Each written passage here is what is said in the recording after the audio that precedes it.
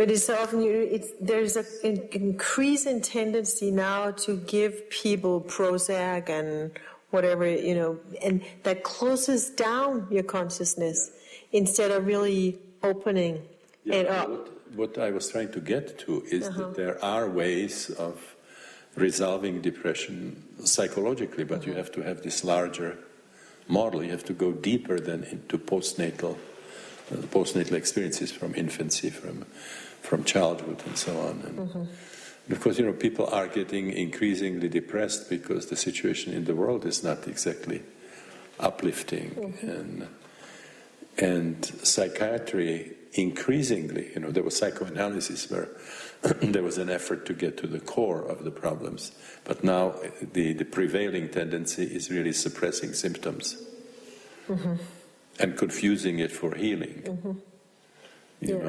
And it's coming really from medicine. I mean, psychiatry is a subspecialty of medicine, but in medicine you use symptomatic treatment only if you simultaneously do causal treatment, or in diseases where you don't have causal treatment that are incurable.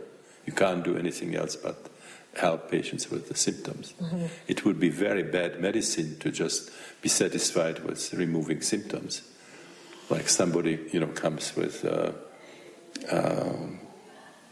fever, high fever, because they have some septic conditions, and you would say, well, we'll put him on ice and put the temperature down and be satisfied with the result.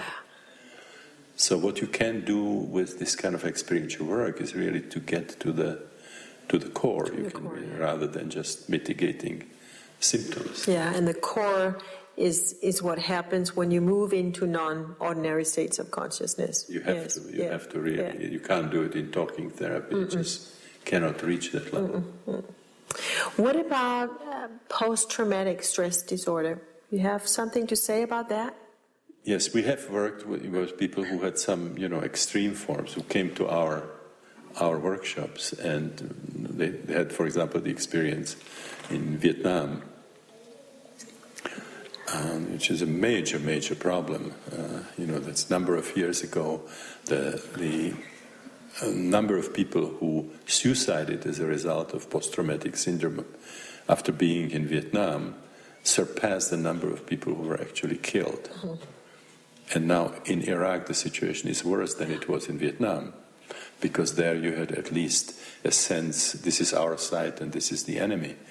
But the soldiers who are in Iraq, they don't know who is the friend, who is the enemy, where it's coming from. They are kept there for extended periods of time, or go there repeatedly. They came back mutilated and so on. So this is going to be a horrendous problem. Now, with the people, we don't have any kind of a controlled study, just sort of occasionally people with this problem come. So what we find out is that in the holotropic breath work, when they regress to the level where there was trauma in war, but they find out that it's completely entangled with the birth experience, because since birth they never experience anything comparable to what you are exposed to. Like in Vietnam, people were fighting in swamps, and their friends were getting sort of blown apart. There was blood and guts and so on. And birth has those kinds of, elements in it. So the memory kind of brings them close together, almost to the point that it becomes like one complex. So we almost have to go, and the resolution comes through death, rebirth, through that process that we have been just talking about. Some people would be scared of moving into that space because they would think that it would be some kind of re-traumatization. Well, this has not been our, experience, because the circumstances are very, very different. Yeah. I mean, we create a certain supportive environment, and there's also, on some other level, there's a knowledge that this is a safe situation in which you are experiencing something that was very dangerous when it was happening originally. So the situations are not the same, and also there in the original situation you did not have the kind of support that we create in in the holotropic breathwork. Great. There are some studies now happening. For example, Michael Midhofer and Annie Midhofer, who did the training, actually, the whole holotropic. Both psychiatrists. Yeah. Yeah, they now got the permission to use MDMA, which is a psychedelic substance, and they describe some really remarkable results with the post-traumatic syndrome. And you can do something similar with the non-drug approach with the holotropic breathwork. So they're actually doing this research in the States? The permission, the official permission. Yeah. Okay. What about addiction?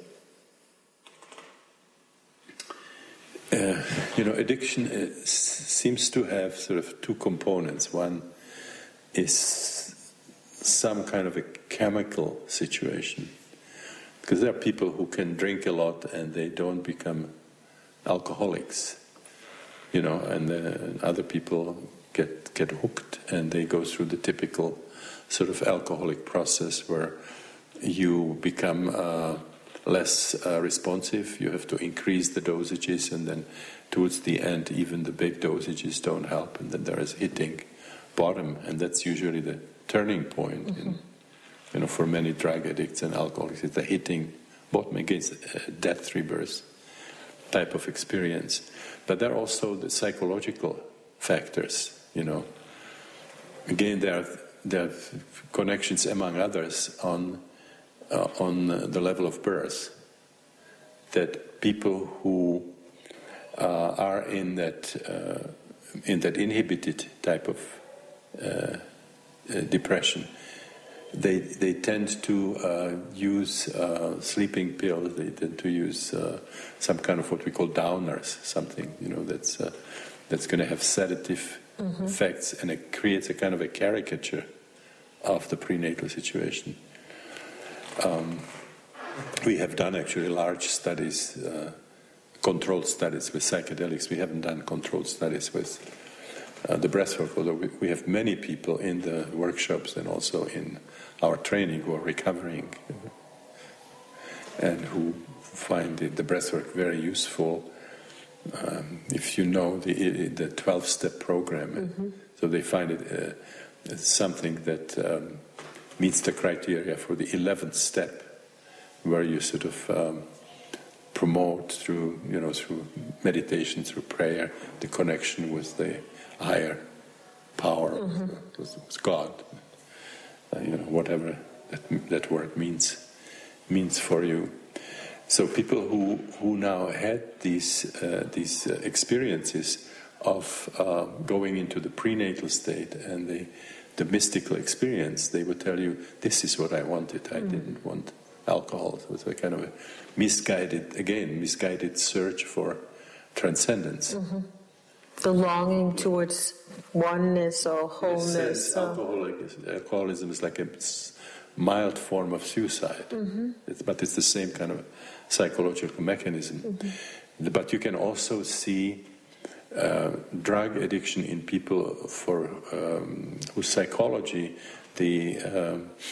what I call the third matrix, is more relevant, which is the stage when there is a struggle to get out, and that's usually people where there was heavy anesthesia in birth. We have now a real epidemic, particularly in the United States, of drug addiction. And it seems to be happening in the generation that was born after they started using routinely anesthesia. Scary. Heavy anesthesia in birth. That's scary.